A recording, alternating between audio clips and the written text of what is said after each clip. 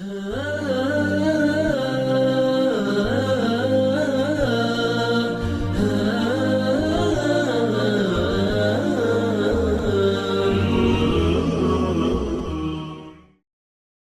الحمد لله نحمده ونستعينه ونستهديه ونستغفره ونعوذ بالله من شرور أنفسنا وسيئات أعمالنا من يهد الله فلا مضل له ومن يضلل فلا هادي له أشهد أن لا إله إلا الله وحده لا شريك له وأشهد أن محمدا عبده ورسوله يا أيها الذين آمنوا اتقوا الله حق تقاته ولا تموتن إلا وأنتم مسلمون يا أيها الناس اتقوا ربكم الذي خلقكم من نفس واحدة وخلق منها زوجها وبث منهما رجالا كثيرا ونساء واتقوا الله الذي تساءلون به والأرحام إن الله كان عليكم رقيبا يا أيها الذين آمنوا اتقوا الله وقولوا قولا سديدا يصلح لكم أعمالكم ويغفر لكم ذنوبكم ومن يطع الله ورسوله فقد فاز فوزا عظيما أما بعد فإن أصدق الحديث كتاب الله وخير الهدي هدي محمد صلى الله عليه وسلم وشر الأمور محدثاتها وكل محدثة بدعة وكل بدعة ضلالة وكل ضلالة في النار ثم أما بعد Gjithë falënderimet dhe lavdërimet i takojnë Allahut xhalla xhelaluhu, salavatet dhe selamet në këtë ditë madhështore ja përcjellin profetit ton Muhammedit sallallahu alaihi wasallam, familjes së tij, shokëve të tij dhe gjithë ata të cilët pasojnë rrugën e tyre me të mirë deri në ditën e gjykimit. Të dashur vëllezër musliman, vazhdojmë ende që të jetojmë në hijen e hadithit madhështor që na të frymëzohemi dhe të thithim nga thesaret e mëdhaja të këtij hadithi të madh të pejgamberit sallallahu alaihi wasallam që transmeton Imam Buhariu dhe Muslimi nga Abu Huraira radhiyallahu anhu, i cili tha se janë 7 persona të cilët do të gëzojnë nder të madh, e ato do strehohen një ditë, në ditën më të vështirë, në ditën më të madhe dhe më të rëndë, në ditën e Kiametit që do strehohen në hijen e arshit të Allahu xhalla xhelaluhu, në ditën ku nuk ka hije përpos hijes së tij. Ditë e madhe o vëllezër, një ditë e cila aq e vështirë që vështirësia dhe ankthi i saj arrin kulminacionin. Ditë e vështirë që afrohet dielli afër kokave të krijesave. Nëse qëndrojmë në diell sot, pra në këto dita të nxehta, nëse dalmi jashtë e të qëndrojmë në diell, edhe pse është shumë larg, do të ishte shumë vështirë që të qëndrojmë në diell. Do të vjen një ditë që dielli do të afrohet afër kokave të krijesave, aq afër sa që njerëzit do të fundosen në djersët e tyre, ashtu sikur që kemi cekur dhe hadithet e pejgamberit sallam që na shpjegojnë, e i fundit derisa të fundoset në gjersët e tij, derisa të vinë në gojën e tij nga gjersët, nga djersitja e madhe të cilët ai do të djersitet sipas veprave të tij të cilët i ka vepruar. Pejgamberi sallallahu alaihi wasallam na tregoj dhe na shpjegojnë këtë hadith madhështor duke na i treguar këto kategori në të cilët jemi ndalur këtu gjatë duke shpjeguar nga shpresa e madhe o vëllezër që na të jemi ose të mundohemi të arrim së bashku që një ditë ndoshta ndonjërin prej tyre ta kem si vepër e të futme të strehohemi në ditën më të vështirë, në ditën ku me të vërtet kemi më së shumti nevojë që na të kemi streh hijen e të gjithë mëshirshmit, hijen e arshit të Allahut xhalla xhelaluhu që ai na strehon në atë ditë. Folëm o vëllezër për të pestin që arritëm dhe u ndalëm, e që ishte me të vërtet një mësim i madh për gjithë ne. Ai ishte ai burri i cili ai me mundin e madh të tij edhe me një cilësi që ai e posedonte, ai me frigën e Allahut xhalla xhelalu e mposhti epshin e tij. Dhe ai arriti që të thirret e të strehohet në hijen e arshit të mëshiruesit në ditën e gjykimit, në ditën e vështirë, për shkak se ai e luftoi epshin e tij me frigën e krijuesit të tij. Sot ndalemi te një tjetër person, te një kategori tjetër, i cili është i gjashti i këtyre 7 burrave të cilët do të nderohen dhe do të gëzojnë këtë nder të madh në ditën e gjykimit. E ai është burri i cili pejgamberi sallallahu alaihi wasallam na tregoi o vëllezër që është një fushë tjetër nga fushat e sinqeritetit. Është me të vërtetë një mejdan ku jo lënja e mëkatit dhe braktisja e mëkatit, por veprimi i veprës së bindshmërisë.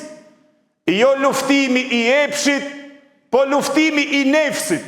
Se nefsi është ai, vetvetja është aja e cila dëshiron gjithherë që të livdrohet të njerëzit e të ketë syefaqësi edhe veprat e mira kur t'i ban të jetë i livdruar të njerëzit dhe të shfaqet. Pejgamberi sallallahu alaihi wasallam na tregon për këtë kategori i cili do të jetë i gjashtë i këtyre burrave, tha është wa rajulun tasaddaqa bi sadaqatin fa akhfaha hatta la ta'lama shimaluhu ma tunfiqu yaminu. Tha pejgamberi sallallahu alaihi wasallam i gjashtë i këtyre burrave është ai i cili i jep sadaka, i jep lëmosh, ndonjë sadaka, ndonjë lëmosh të cilën ai e jep, edhe bërmirësinë të cilën ai e vepron dhe e bën, e fshef ato aq fort, tha pejgamberi sallallahu alaihi wasallam, derisa mos ta din e majta e tij se çka ka dhënë e djathta e tij. Tha Ibn Hajar rahimullah, kjo është theksimi nga hadithi pejgamberit sallallahu alaihi wasallam por një sekret shumë ekstrem. Edhe pse dy duart i ka prezent, po ai aq shumë mundohet ta fsheh këtë vepër të madhe të tij. E kjo është sadakaja, e kjo është lëmosha, kjo është bamirësia të cilën ai e vepron ky njeri, derisa sikur ta dinte se e majta e tij e din se çka ka dhënë djathta e tij, ky nuk do ta jepte. Kjo me të vërtetë vepër o vëllezër madhështore shumë dhe një fshehje me të vërtetë shumë e thellë dhe ekstrem. Është një ndër veprat e cila posedon një sekret shumë madhështor dhe shumë të thellë. Nga veprat më të mëdha që njeriu afrohet te Allahu xhelle xhelaluhu. Edhe kjo vepër i ngren pozitë të lartë të robit te krijuesi i gjithësisë dhe me këtë vepër robi arrin që të i tejkalon gjitha vështirësitë e tij në këtë botë edhe pastaj të fiton xhenetin e të gjithëmëshirshmit në botën e ahiretit. Me të vërtetë se o vëllezër është një vepër madhështore, është një akt i madh në të cilën robi nëse e bën këtë vepër, me të vërtetë se është e çuditshme kjo vepër e madhe, është e çuditshme edhe pse është shumë e thjeshtë. Është shumë e lehtë e thjeshtë, e shef vetëm sadaka, e shef vetëm lëmosh, e shef vetëm bamirësi, vetëm të shpenzosh rrugën e Allahut, xhelal të japësh diçka për hir të Allahut, por edhe pse është kaq e thjeshtë dhe kaq e lehtë, ajo me të vërtetë vepra e saj ka çuditëra. Me të vërtetë se ndikimi i saj është shumë i madh dhe rezultati i saj është shumë i madh, pasojat e saj janë shumë të mëdha. Sa kjo vepër ka sjellur begatit Allahu xhel xhelaluhu dhe sa dënime të Allahu xhel xhelaluhu ka larguar, sa armiqësi kjo vepër e madhe dhe kjo vepër e mirë ka zbutur armiqësi. Nëse dikuja i jep edhe pse është armiku më i madh, kur ti jep lëmosh, kur ti e ndihmon, zbut armiqësinë e tij, largon armiqësinë e tij dhe sa dashuri ka shtuar kjo vepër. O vëllezër, jemi të nevojshëm me të vërtetë në këtë vepër të madhe dhe kjo është sadakaja, e cila në gjuhën arabe fjala sadaka e ka burimin në të njëjtin burim që burojnë zbashku me besnikërinë. Për shkak se kjo vepër është argumentimi i besnikërisë së imanit dhe besimit të njeriu, i cili beson Allahu xhel xhelalu me veprën e fshehtë të tij që e bën vetëm për hir të Allahu xhel xhelalu, argument një ditë do t'i argumenton sinqeritetin e besimit të tij. Sadaka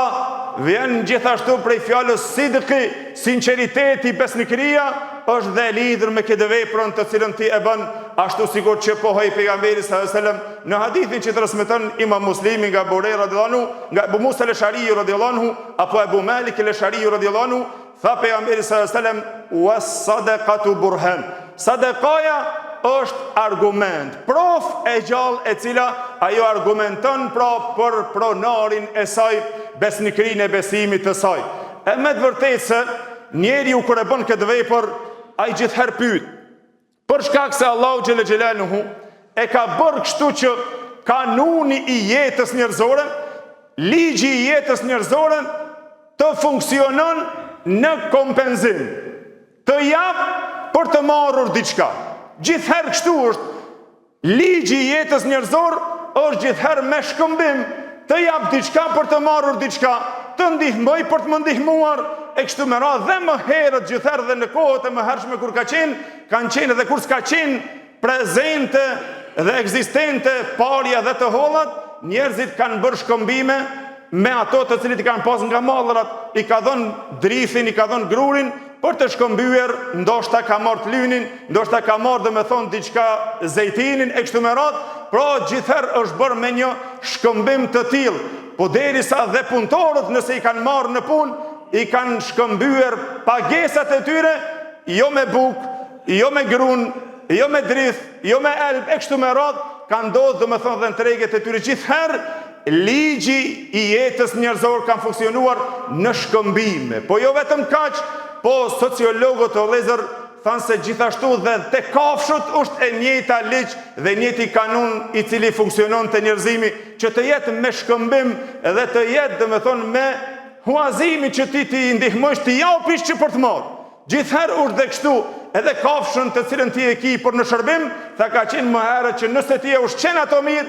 ajo të ka sjellur mirë. Nëse ti e ke pas një lopë apo një tele në të cilën e ke mbjellur, ti nëse e ke ushqyer mirë, ajo të ka dhuruar mirë. Këtë Allahu që legjinale u kështu e ka krijuar që të jetë ligj dhe kanun i jetës njerëzore. Sa më shumë që jep, aq më shumë merr e mban kafshën, ajo të shërben sa më shumë. I kanë mbajtur kafshët më herët, edhe ti nëse e ke makinën tash për shembull të transferimit tënd, nëse e ke më të fortë të shërben më shumë, aq më shumë që jep, aq më shumë dhe ajo të jep. Gjithherë është pra ky kanuni i shkëmbimit, që ti sa më shumë që jep, ashtu dhe të marrësh. Dhe këto pejgamberi sallallahu alaihi wasallam na ka treguar në hadithin në të cilën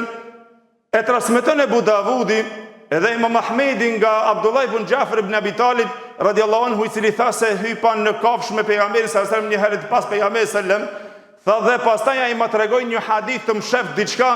por kur arritëm te një kopsht i një burrit nga ensarët, tha pejgamberi sallallahu alaihi wasallam pat nevojë për të kryer nevojën e tij, dhe ai më shumë ti donte që ai të fshehet mbas një pemishte së hurmës ose mbas një diçkaje, që ai të fshehet shumë në momentet e kryerjes së nevojës së tij.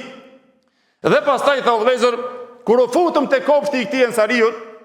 tha e pam një deve. Kur e pa ajo devja pejgamberin sallallahu alaihi wasallam, tha ajo me mallëngjim, tha rënkoi dhe filloi të qan dhe i rrjedhën lotën. Tha erte pejgamberi sallallahu alaihi wasallam devja duke qajtur. E pastaj tha e përgdheli pejgamberi sallallahu alaihi wasallam qafën e saj derisa u qetësua dhe thiri dhe tha kush është pronari i kësaj deve? E kujt është kjo deve? Tha erdh pastaj ky ensariu dhe tha Resulullah, e imja është devja. Tha pejgamberi sallallahu alaihi wasallam, a nuk ki frik Allahun xhelle xhelaluhu që ai ta ka zotëruar këtë devë, që ti të sjellësh mirë dhe ta kish në pronën tonë të sjellësh mirë me ta? Tha e di se kjo erdh dhe u ankua te unë për shkak se ti tu gji uhu, ti e ba atë uritur, nuk i jep të hane shumë, por me punë e lodh shumë. Erdh u ankua devja te pejgamberi sallallahu alaihi wasallam. Por ky ishte o vëllezër motivi që na dha pejgamberi sallallahu alaihi wasallam, që ti dëshiron gjithherë njeriu që pak t'jepet merr shumë. Jo as sa jep aq dhe do ta kish, por vetëm një vepër me të cilën e ban, nëse ti bën pak, atë e gjen shumë, e a thua cila është ajo vepër? E shohim në hutbën e dytë me lenin Allahu xhalla xhelaluhu, wa kullu qawli hadha astaghfirullah li wa lakum, alhamdulillahi rabbil alamin. Alhamdulillahi al-ali al-a'la wa salatu wa salamu ala an-nabi al-mustafa sallallahu alaihi wa ala alihi wa sahbihi wa man walahu wa ba'd. Të nderuar vëllezër, pasi që tham se është e njohur ky ligj dhe ky kanon i jetës njerëzore që funksionon në shkëmbim dhe në huazim, padyshim se është një vepër dhe njeriu shkon në pyetje që të pyet dhe të thot, po mirë, nëse unë jap sadaka, nëse unë e jap lëmosh, edhe jap bajkit vepër bamirësi, shpenzoj për hir të Allahut xhelle xhelaluhu diçka, çka marr unë në shkëmbim të saj? Çka marr unë kthim prej saj? A merr diçka për atë njerëzit zbehen, shejtani ta zbeh këtë vepër gjithherë, se ti jep dhe nuk e sheh shkëmbimin e saj. Kthimin e shpërblimit të saj nuk e sheh. Allahu xhelle xhelaluhu ka bërë që ti nëse bën diçka të kthehet ajo gjithherë. Bën mirë gjen mirë, bën keq kthehet e keqja. Kështu pra është kanun dhe është ligj i jetës njerëzore që funksionon, dhe pejgamberi on sallallahu alaihi wasallam na ka treguar dhe Allahu xhallahu në shumë ajete na ka treguar që do t'i shikojmë pastaj se sa shumë ajete që Allahu xhallahu ka lypur prej robëve të tij që ata të huazojnë pak t'i japën për Allahun xhallahu, Allahu t'ja u shumë fishon atyr. Derisa hadithin që transmeton Imam Buhariu dhe Muslimi nga Buhari radhiyallahu anhu, i cili tha se pejgamberi sallallahu alaihi wasallam ka thonë: "Men tasaddaqa bi adli tamrin", kushdo i cili jep sadaka edhe sa një gjys kokre hurme, jep lumosh edhe sa një gjys kokre hurme nga fitimi i pastër, për shkak se Allahu xhallahu tha e pranon vetëm të pastërtën, tha wa inna Allaha yataqabbaluha bi yaminihi, tha Allahu xhallahu e pranon me të djathtën e tij. Pra ti ta dish se atë veprat mirë që e jep, edhe pse se shesh këmbimin dhe kompenzimin e saj, me sytë e tua ti ta dish se atë mas pari ki punë me krijuesin. Kjo vepër o vëllezër, sadakaja dhe lëmosha, bamirësia, s'ka të bëjnë me miskinin, me atë varfërin, me atë nevojtarin që e jep. Ka të bëjnë direkt me Allahun xhallahu. Ti lidh me krijuesin. Pejgamberi sallallahu alajhi wasallam tha ajo mas pari bjen në dorën e mëshiruesit, që Allahu xhallahu e pranon ata, fa fayurabbiha li sahibiha kama yurabbi ahadukum faluwa. Tha ja rrit dhe ja ruan Allahu xhallahu atë sadaka ati, tha ashtu sikur që e rrit ndonjëri prej jush mozin e vogël. A keni posa kënaqësi, madh vjetrit e din që kanë ruajtur moza përpara të voglën e kalit, kur e kanë rritur sa kënaqësi ngadal, tha Allahu xhallahu tha ja ruan dhe ja rrit pronarit që jep sadaka ndoshta shumë e vogël, sikur që dikush e ruan mozin që e pret një ditë të gëzohet me ta, e t'ja shumë fishon Allahu xhallahu këtë vepër të madhen. Kjo me të vërtetë është një ndër veprat që në to ka çuditëra. Do të shikojmë inshallah në derset e ardhshme me lejen e Allahu xhallahu. Wa aqulu qawli hadha astaghfirullahi li wa lakum wa aqimus salat.